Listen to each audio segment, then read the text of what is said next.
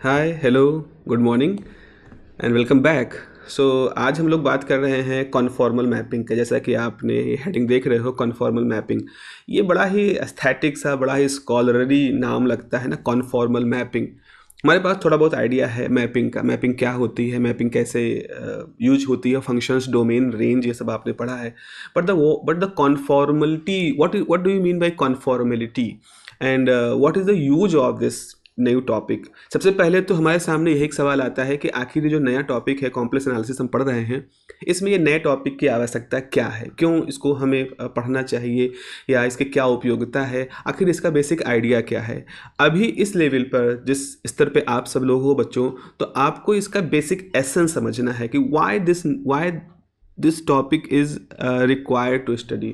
फिर इसकी अपनी डेवलपमेंट है। बहुत बड़े बड़े मैथमेटिशियन इसमें काम किए हैं। श्वार्ट्ज जो एक बहुत बड़े मैथमेटिशियन रहे हैं, उनका ये एक तरह से वेंचर रहा है। काफ़ी हद तक उस आइडिया को डेवलप करने में श्वार्ट्ज का योगदान रहा है, उन्हीं का ही एक किया धरा है, आप कह सकते हो।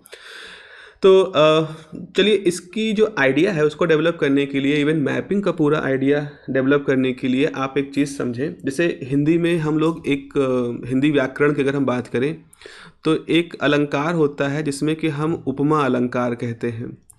उपमा अलंकार में क्या होता है कि हम किसी चीज़ को समझाने के लिए सीधे उस चीज़ को ना कह के उससे कोई किसी चीज़ से उसको रिलेट करते हैं, किसी उदाहरण से उसको बताते हैं।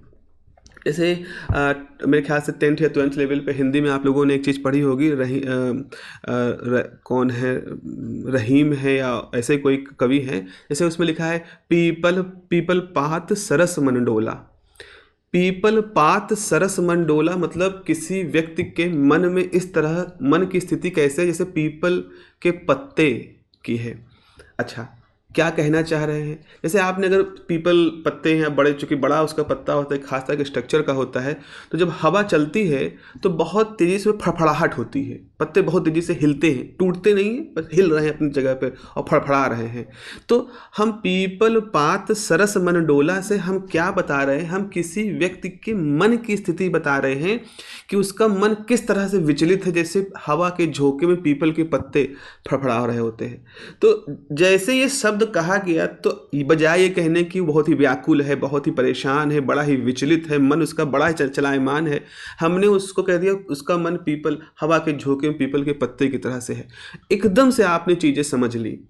तो यहाँ हमने क्या किया, हमने एक तरह की मैपिंग की है। अगर हम इसको मैथमेटिकल भाषा में कह रहे हैं, तो हम मैपिंग कर रहे हैं, मैप कर रहे हैं कि मन को हम एक पीपल की तरह से मान करके फिर उसकी स्थिति की विवेचना कर रहे हैं।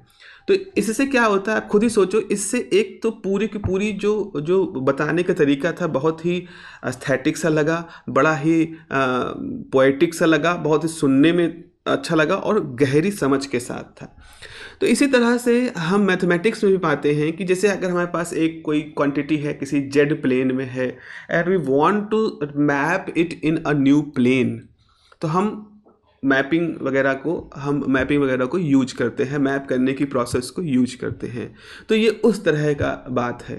अब अगर हिस्टोरिकली देखें, तो जैसा कि मैंने आपको पहले बताया है कि कॉम्प्लेक्स एनालिसिस में कई सारे बड़े बड़े लोग आए हैं, बड़े बड़े मैथमेटिशियन आए हैं, और उन्होंने समय समय में बहुत ही फ्रूटफुल इसके अंदर कंट्रीब्यूशन किया है। चाहे वो वेस्ट्रास रहे हों, जो सीक्वेंस सीरीज़ के टर्म में इसके अंदर डेवलपमेंट करते हैं, चाहे वो रेमंड रहे हों, जो कि ज्योमेट्रिकल काफ़ी स्ट्रांग थे, ज्योमेट्रिकली उन्होंने काफ़ी काम किया था इस कॉम्प्लेक्स एनालिसिस को डेवलप करने में। कॉशी रहे हों, उन्होंने इसको काफ़ी हद तक एक सिंक्रोनाइज तरीके से, सिस्टमैटिक तरीके से इंटीग्रेशन वगैरह ये सब समझाया उन्होंने। तो उसी उसी सीढ़ी में, उसी तरह के तरीकों में श्वार्ट्ज भी आते हैं।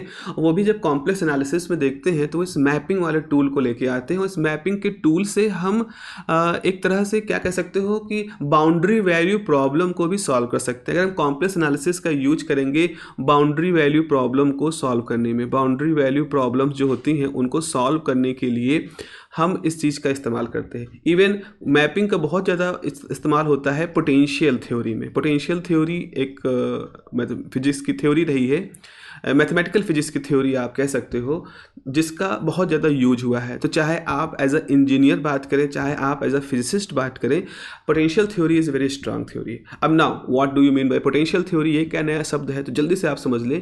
देखो ऐसा है कि before the era of Einstein and before the era of quantum mechanics, मतलब जब ये सब नहीं थे तो उस समय कौन थे, even before the era of Maxwell आप कह सकते हो।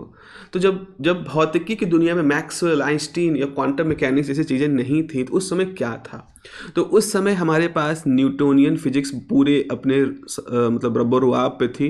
न्यूटन की फिजिक्स थी, उसमें ग्रेविटेशनल था, कूलम्स के लॉ थे, उसमें इलेक्ट्रोस्टैटिक और इलेक्ट्रिक ये सब चीज़ें थी। तो उसी ज़माने में एक फिजिसिस्ट मैथमेटिशियन हुए थे लैप्लास। लैप्लास ट्रांसफॉर्म पढ़ा है हम लोगों ने। लैप्लास थे, लैप्लास ने एक इक्वेशन डेवलप की थी कुछ इस तरह से, इस तरह की इक्वेशन उनकी थी, u इज सम फंक्शन, अगर इलेक्ट्रोस्टैटिक केस में कहें यहाँ u की जगह पे v हो जाता है, तो del square v is equal to 0, this is the Laplace equation for electrostatic. और अगर del square v is equal to minus rho, इस तरह से कोई इक्वेशन आ जाती है, this is called the Poisson equation. ये पोजॉन इक्वेशन थी। तो आप कह सकते हो पोजॉन इक्वेशन जो राइट साइड 0 हो जाता है तो लैप्लास इक्वेशन में कन्वर्ट हो जाती है। आखिर ये इक्वेशन मैथमेटिकल फिजिक्स में इतनी ज़्यादा महत्वपूर्ण क्यों रही? क्योंकि इनसे हम पोटेंशियल कैलकुलेट कर सकते हैं, और फिजिक्स में पोटेंशियल का बहुत ही सेंट्रल रोल है। अगर आप पोटेंशियल कैलकुलेट कर सकते हो तो आप उससे फोर्स कैलकुलेट कर सकते हो, फोर्स कैलकुलेट कर सकते हो तो आप उससे वर्क कैलकुलेट कर सकते हो, वर्क कैलकुलेट कर सकते हो तो आप उससे एनर्जी रिक्वायरमेंट, एनर्जी की सिचुएशन को कैलकुलेट कर सकते हो। तो और एनर्जी इज़ एवरीथिंग। एनर्जी की जानकारी होते ही आप सिस्टम की स्टेबिलिटी, सिस्टम के बिहेवियर, सिस्टम के प्रोग्रेशन, उसके सारी चीज़ों को, इंटरेक्शन की मैकेनिक्स को आप समझ सकते हो। तो पोटेंशियल थ्योरी जो थी, अब ये सब कब थी? जब मैक्सवेल, आइंस्टीन, क्वांटम मैकेनिक्स सब नहीं थी। तो उस समय के जो मैथमेटिशियन थे वो ये मानते थे कि हम नेचर के जितने तरह के फोर्स हैं, उस समय फोर्स कौन कौन सी जानकारी थी, हमें इलेक्ट्रिक फोर्स की जानकारी थी, मैग्नेटिक फोर्स की जानकारी थी, हमें ग्रेविटेशनल फोर्स की जानकारी थी। क्योंकि उस समय क्वांटम मैकेनिक्स नहीं थी, तो बॉन्ड थ्योरी, एटॉमिक मॉडल, ये सब कुछ नहीं था। तो उस ज़माने में पोटेंशियल थ्योरी डेवलप हुई थी। तो पोटेंशियल थ्योरी डेवलप होने का जो सेंट्रल आइडिया था वो था लैप्लास इक्वेशन को सॉल्व करना। अभी कॉम्प्लेक्स एनालिसिस में हमने बात की है कि अगर हम देखें तो हम d2u by d x square plus d2u by d y square is equal to 0, इस तरह की सिचुएशन पाते हैं जब हम लोगों ने अभी पिछले के क्लासेस में एनालिटिक फंक्शन डिस्कस किया था। यानी अगर 2 डायमेंशन में केस में कहें तो d2u बराबर 0 है, this is like Laplace equation. इसका जो सोल्यूशन होता है उसको हम हार्मोनिक फंक्शन कहते हैं। तो हार्मोनिक फंक्शन की स्टडी, एनालिटिकल फंक्शन को जानने के लिए हार्मोनिक फंक्शन की स्टडी एक सेंट्रल पॉइंट है कॉम्प्लेक्स एनालिसिस में। और हम ये जो कन्फॉर्मल मैपिंग है ये भी इसी तरह की फंक्शंस की एक ज्योमेट्रिकल स्टडी करके आपको देता है। तो एक तरह से आपको ये समझ लो कि आप ये समझ लीजिए कि आपको एक और टूल मिल रहा है boundary value problem, Laplace equations, harmonic function, इनको स्टडी करने का। तो हमारे पास अप्रोचेस हैं, हमारे पास कॉम्प्लेक्स इंटीग्रेशन के अप्रोच है, हमारे पास वेस्ट्रास की सीक्वेंस सीरीज के अप्रोच है, लेकिन हम एक और अप्रोच की यहाँ पर बात कर रहे हैं। बेसिक तरीके से, बेसिक आइडिया के रूप में बात करेंगे। अब बात करते हैं कॉन्फॉर्मेलिटी की, कॉन्फॉर्मेलिटी की।